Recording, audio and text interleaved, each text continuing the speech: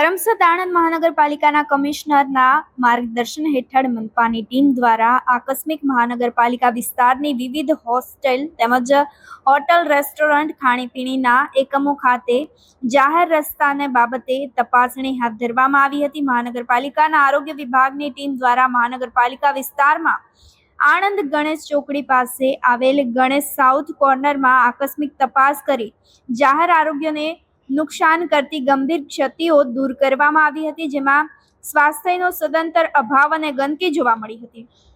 ઉપરાંત બટેટા ખરાબ હાલતમાં મળી આવ્યા હતા. ખાવાની ચીજો પણ ગંદી હોવાની સામે આવ્યું હતું. તો ગણેશ સાઉથ કોર્નર ખાતે મહાનગરપાલિકાની ટીમ દ્વારા હાઇજીન અને સ્વચ્છતા બાબતે જરૂરી તપાસણી કરવા, બિલકુલ હાઇજીન ના હોય, લોકોના આરોગ્યને જોખમરૂપ હોય, તાત્કાલિક અસરથી ફૂડ કાયદાની જોગવાઈને આધીન જીપીએસસીની કલમ 376 એકંદરે સીલ કરવામાં આવી છે.